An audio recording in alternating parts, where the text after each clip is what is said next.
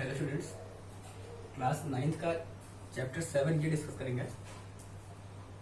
Triangles 6 chapter complete हो गया था, इसके सारे प्रॉब्लम बता दिए थे, कुछ आपको होमवर्क दिए थे जो कि आप करे होगे। तो आज क्लास 7 ट्रायंगल डिस्कस करना है।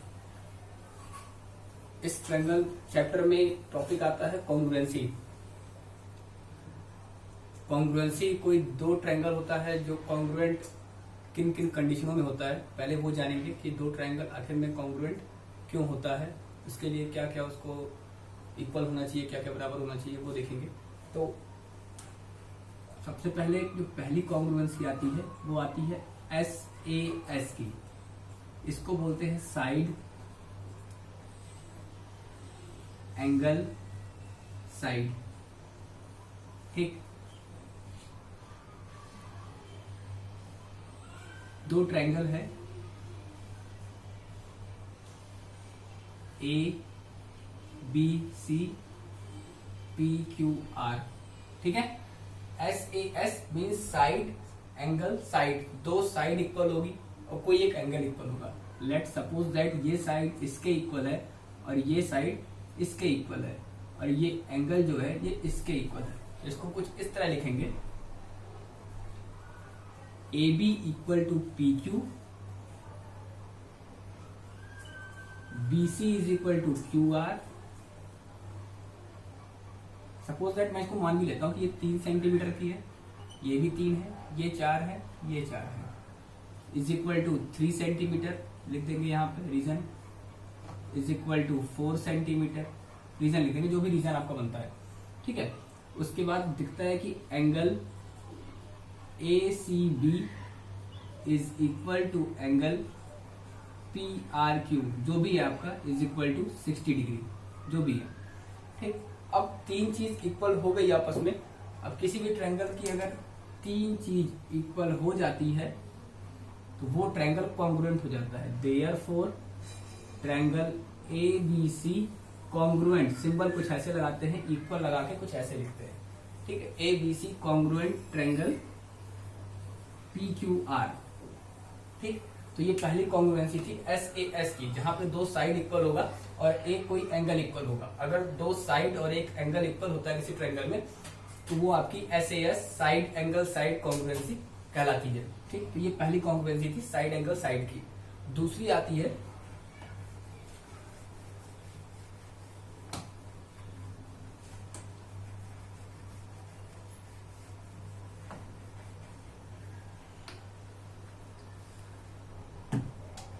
सेकंड आती है ASA। नाम से क्लियर है, angle side angle, angle side angle. इसमें दो एंगल आपस में इक्वल होंगे और एक कोई साइड आपस में इक्वल होगा। ठीक है, तो ये आपका ASA कहलाता है कॉन्ग्रुएंसी। बाकी बनाने की जरूरत नहीं है, सेम उसी तरीके का, दो एंगल इक्वल होगा और एक साइड इक्वल होगा। ठीक है, कुछ इसको बनाने कॉन्ग्रुएंस का सिंबल जो होता है कुछ ऐसे होता है, ये आप ध्यान रखेंगे। दो ट्रायंगल कॉन्ग्रुएंट रहेंगे, सिंबल ये लगाएंगे। ठीक, अब एक और रूल आता है कि अगर दो ट्रायंगल आपस में कॉन्ग्रुएंट हैं तो उनके करस्पॉन्डिंग पार्ट्स जो होते हैं वो आपस में इक्वल होते हैं। अगर ट्रायंगल कॉन्ग्रुएंट हो गया तो उनके जो करस्पॉन्डिंग पार्ट्स होंगे वो आपस में इक्वल होंगे। अभी जब क्वेश्चन आएगा तो उसको करके दिखाऊंगा, तो फिर वो चीजें वहां पे आएंगी तो उसको फिर दोबारा डिस्कस किया जाएगा एक बार। ठीक है, तो चैप्टर 6 में ये चीजें थी जो कि कॉन्ग्रुएंसी के बारे में आपको थोड़ा बहुत जानना था। आप पिछले क्लास में भी पढ़ चुके हो, थोड़ा बहुत जानते होगे ही। क्लास 6 के जितनी भी प्रॉपर्टी थी वो आपको ध्यान होनी चाहिए, वो आपको याद होनी चाहिए, आपके दिमाग में होनी चाहिए, क्योंकि उससे कुछ कुछ यूज यहाँ पे हैं।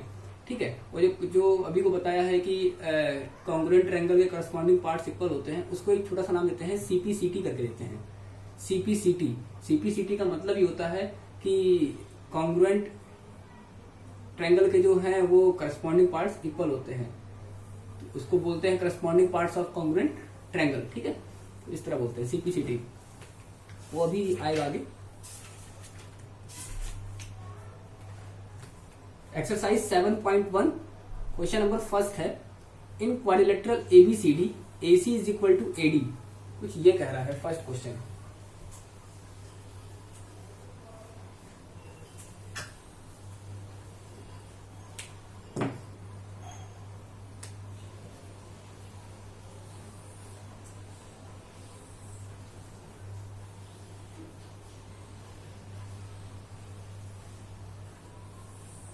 कुछ ये फिगर बन रहा है, ए बी सी डी, ये ए है, ये बी है, ये सी है और ये डी है। ये एंगल इसके इक्वल है, ये साइड इसके इक्वल है, ठीक है। तो बस कह रहा है show that triangle ABC congruent triangle ABD, ये ए बी सी ऊपर वाला ट्रायंगल इस ट्रायंगल के कॉन्ग्रुएंट होगा।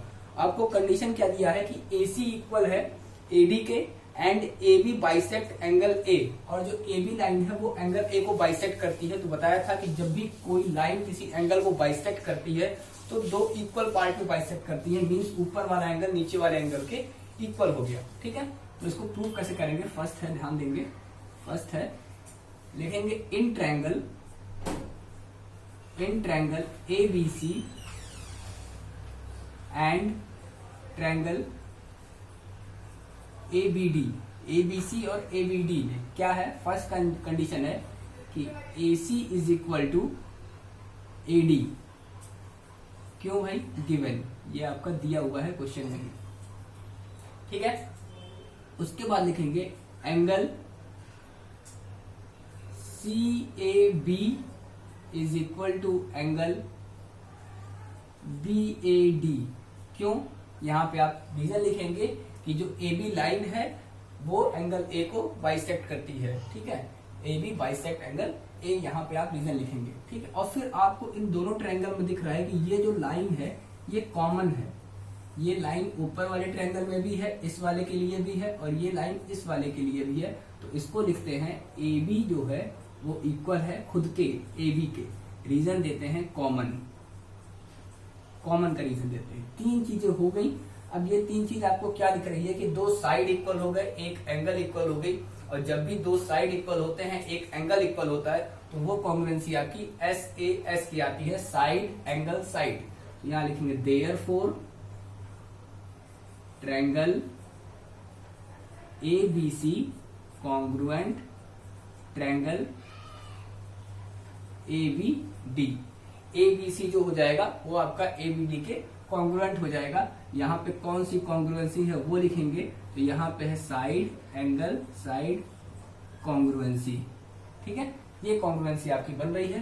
तो ये आपको पहला चीज प्रूफ करने के लिए कहा था, जो कि आपने कर दिया। अभी क्वेश्चन कंप्लीट नहीं हुआ है, क्वेश्चन में आगे बोल रहा है what can you say about BC and BD.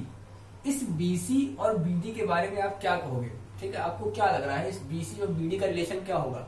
तो जो मैंने बात बोली थी उसको फिर से बोल रहा हूँ, इसको दिमाग में रखना है ये लाइन, क्योंकि मैक्सिमम क्वेश्चन में ये लाइन यूज होगी। और ये चीज प्रूव करने के लिए कहता है कि बीसी और बीडी में जो रिलेशन दिख रहा है, अगर कोई दो ट्रायंगल आपस में कॉन्ग्रुएंट होते हैं तो उनके करस्पॉन्डिंग पार्ट्स, मतलब कि ये इसके करस्पॉन्डिंग है, ये करस्पॉन्डिंग पार्ट्स जो होते हैं ये आपके इक्वल होते हैं। तो देयरफॉर केवल एक लाइन लिखेंगे BC is equal to BD, reason देंगे CP CT, corresponding parts of corresponding triangle, ठीक है। ये दोनों आपस में इक्वल हो गए। क्वेश्चन नंबर फर्स्ट यही था, कंप्लीट हो गया, ठीक है। क्वेश्चन नंबर फर्स्ट था, क्वेश्चन नंबर फर्स्ट हो गया, ये कुछ इस तरह से था। आगे क्वेश्चन नंबर सेकंड देखते हैं।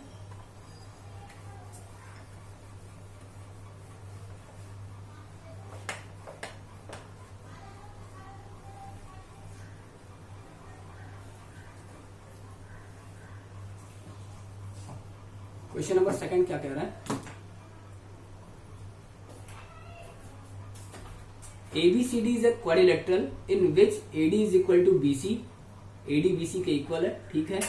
एंड एंगल DAB, और जो एंगल DAB है वो इक्वल है एंगल CBA के, एंगल CBA के, ठीक है। तो प्रूव दैट, आपको प्रूव करना है first part triangle ABD congruent triangle BAC। जो ABD होगा वो BAC के कॉन्ग्रुएंट होगा, BD is equal to AC, जो BD होगा वो AC के इक्वल होगा।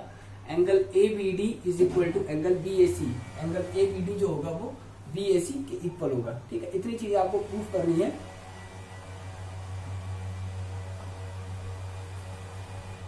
ठीक है। तो कुछ ये फिगर है, फिगर देखते हैं।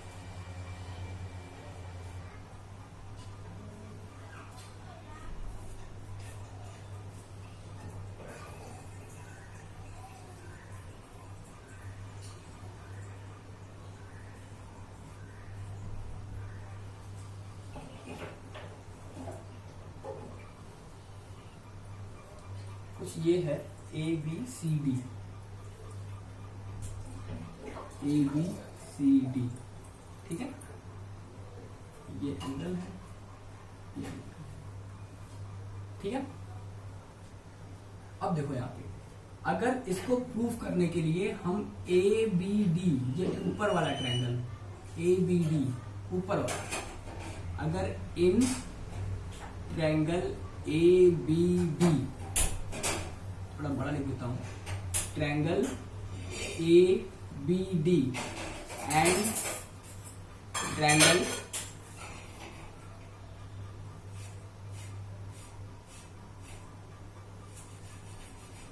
BAC, BAC, अगर ट्रायंगल ABD और BAC या फिर ABC बोल सकते हैं इसको, BAC बोल दो या ABC बोल दो,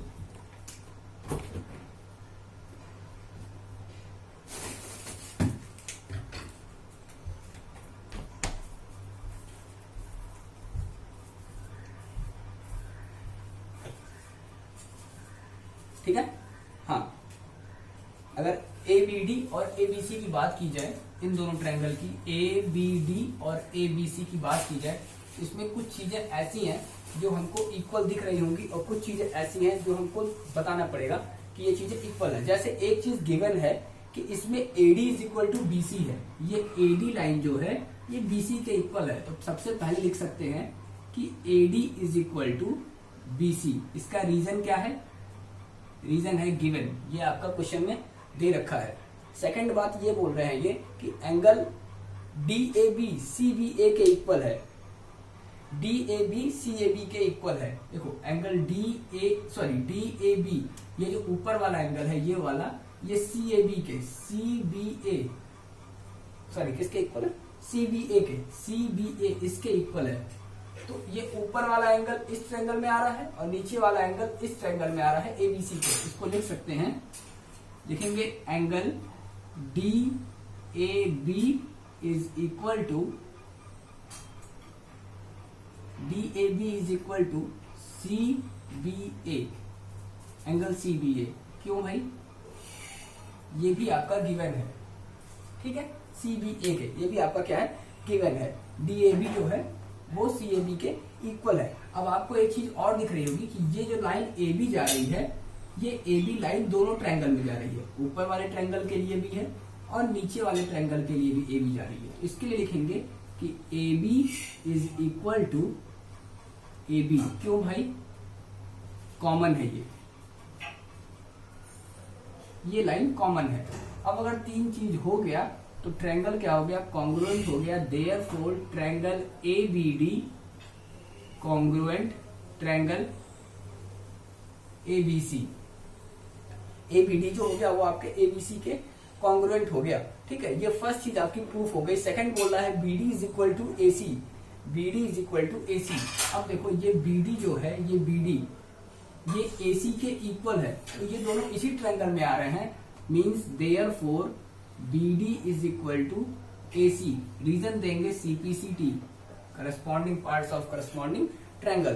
तीसरा कह रहा है कि angle ABD is equal to angle BAC। Angle ABD ये ऊपर वाला एंगल जो है वो एंगल BAC है, BAC इसके इक्वल है, ठीक है। तो भाई फिर वही बात कि ABD जो है, ABD जो ऊपर वाला है ये BAC के इक्वल होगा। तो फिर से वही बात, एंगल कौन सा था? ABD is equal to angle BAC। क्यों? फिर से वही corresponding parts of corresponding triangle. ये करस्पॉन्डिंग पार्ट्स आपके साइड्स के लिए भी लगते हैं और एंगल्स के लिए लगते हैं। अगर साइड इक्वल है तो भी CPCT, और अगर एंगल्स भी इक्वल हो जाते हैं तो भी CPCT की वजह से ही होते हैं, ठीक है। ये क्वेश्चन नंबर सेकंड था, जो कि आपको केवल एक चीज प्रूफ करना है कि ट्रायंगल कॉन्ग्रुएंट है। बाकी चीज CPCT खुद ही प्रूफ कर देता है कि हाँ वो चीजें कैसे कैसे प्रूव होंगी। जैसे ये भी CPCT, क्योंकि ये ट्रायंगल क्या था? कॉन्ग्रुएंट था और उसी ट्रायंगल की बात की जा रही थी। क्वेश्चन नंबर थर्ड देखेंगे। क्वेश्चन नंबर थर्ड, ये सेकंड था।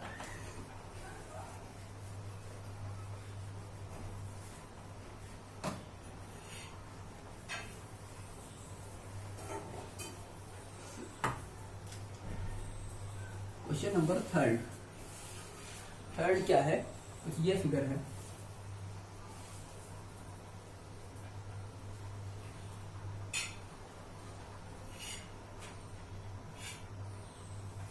कुछ ये है ए बी सी डी, ये ए, ये बी, सी एंड डी,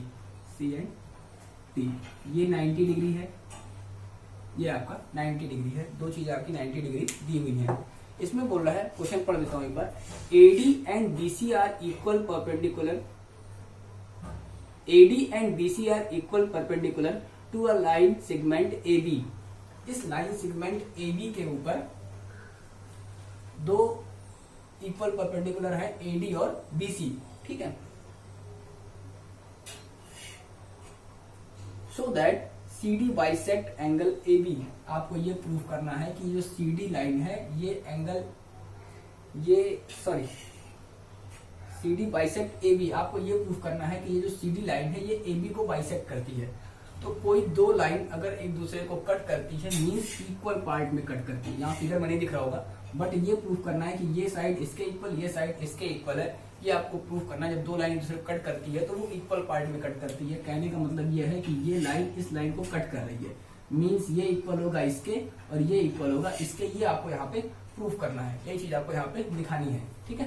कुछ और गिवन नहीं है। हाँ, एक चीज और गिवन है, इक्वल परपेंडिकुलर बोला है। इक्वल परपेंडिकुलर मतलब ये साइड इस साइड के इक्वल है। क्वेश्चन में ये भी दिया हुआ है कि ये इक्वल परपेंडिकुलर है, ठीक है। तो चलो बात करते हैं, बीच में एक पॉइंट दिया होगा, पॉइंट O, ये O है। चलो तो सबसे पहले बात करते हैं, ट्रायंगल लिखते हैं, triangle BOC in triangle BOC and triangle BOC and triangle BOC DOA में अगर इसमें देखा जाए तो सबसे पहले दिख रहा है कि ये साइड इस साइड के इक्वल है, तो लिखेंगे AD is equal to BC, ठीक है। क्यों? गिवन, ठीक है। AD is equal to BC given. पहला चीज ये हो गया। दूसरी बात क्या दिख रही है आपको कि ये एंगल आपका 90 डिग्री का है, तो इसको लिख लो, angle OAD is equal to angle OBC। क्यों भाई? इसका रीजन है 90 डिग्री, दोनों 90 डिग्री के हैं, ठीक है। तीसरा आपको खोजना पड़ेगा, वो ये दिख रहा है कि ये वाला एंगल इस वाले एंगल के इक्वल है। अब आपको फिर से याद करना पड़ेगा चैप्टर 6, उसमें मैंने बताया था कि इस एंगल को बोलते हैं वर्टिकली ऑपोजिट एंगल। तो वर्टिकली ऑपोजिट एंगल से, W वाले एंगल से ये एंगल इस एंगल के क्या हो गया? इक्वल हो गया, ठीक है।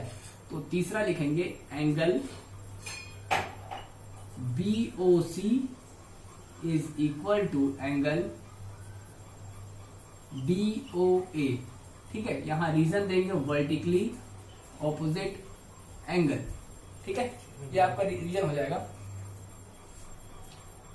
अब अगर तीन चीज इक्वल दिख गई, जिसमें से एक साइड और दो एंगल आपस में इक्वल दिख रहा है, तो अगर एक साइड दो एंगल आपस में इक्वल दिख रहा है तो आपकी कॉन्ग्रुएंसी जो लगती है वो ASA एंगल साइड एंगल की कॉन्ग्रुएंसी दिखती है। तो यहाँ पे triangle BOC congruent triangle DOA, ठीक है। आप कॉन्ग्रुएंसी लिख दोगे, एंगल साइड एंगल, ठीक है। अब अगर ये चीज कॉन्ग्रुएंट हो गया, दो ट्रायंगल आपस में कॉन्ग्रुएंट हो गए, तो उनके करस्पॉन्डिंग पार्ट्स क्या होंगे? वो आपस में इक्वल होंगे, मींस ये पार्ट इसके इक्वल होगा।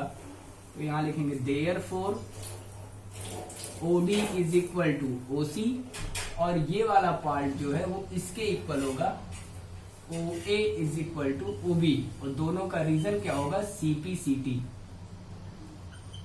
प्रूव्ड, ठीक है। तो कुछ इस तरह से इस पूरे चैप्टर को आपको देखना पड़ेगा कि इसमें कौन से पार्ट्स किसके इक्वल हैं, कौन सा एंगल किसके इक्वल है। सारी चीज गिवन नहीं रहेगी, एक आध चीज ऐसी रहेगी जो आपने पहले पढ़ा होगा या फिर आपको कहीं ना कहीं से खोज के निकालना पड़ेगा। जैसे यहाँ पे एक एंगल आपको दिख तो रहा है लेकिन आपको दिया नहीं हुआ है, ठीक, तो इसको तो आपको खोजना पड़ेगा कि ये कैसे इक्वल हुआ, ठीक। तो ये वर्टिकली अपोजिट एंगल से हुआ, ये ट्रायंगल कॉन्ग्रुएंट हो गया और ये दो सीपीसीटी से प्रूफ हो गए, ठीक है। तो इसमें यही प्रूफ करना था। देयरफॉर यहाँ पे एक लाइन लिखोगे आप जो क्वेश्चन में कह रहा है, देयरफॉर दिस बाइसेक्ट दिस, ये लाइन इस लाइन को क्या कर रही है, बाइसेक्ट कर रही है, कट कर रही है। एक लाइन आपने नीचे लिख देना, ठीक है। तो यहाँ पे क्वेश्चन नंबर 3 ये हमने किया। अब इस एक्सरसाइज में 4, 5, 6, 7, 8 अभी लगभग 5 क्वेश्चन बचे हुए हैं, 8 तक है, हाँ 8 है, अभी 5 क्वेश्चन बचे हुए हैं। ये 5 क्वेश्चन हम अगले दूसरे वीडियो में डिस्कस करेंगे। इसको आप रिवीजन करना, एक बार खुद से सॉल्व करना, ठीक, और एक बार कॉन्ग्रुएंसी खुद से पढ़ लेना। उससे आपके बुक्स में टॉपिक वाइज दिया हुआ है दोनों कॉन्ग्रुएंसी, आप उसको देखना, पढ़ना, ठीक है। और क्या क्या चीजें होती हैं, क्या क्या चीजें करनी होती हैं, ये देखना। बेसिकली कुछ नहीं करना होता है, 3 चीज हमें खोजना होता है, या तो 2 एंगल एक साइड मिल जाएगा या 2 साइड एक एंगल मिल जाएगा और आपका वो ट्रायंगल कॉन्ग्रुएंट हो जाएगा, ठीक है। कॉन्ग्रुएंट अगर हो गया तो बाकी सीपीसीटी का काम है, आप उसको प्रूफ कर दोगे। तो आज के लिए इतना ही, अभी इसमें इतना ही डिस्कस करेंगे। अगला जो बचे क्वेश्चन है उसको दूसरे वीडियो में देखते हैं, अभी इतना ही, ठीक है। Okay, thank you.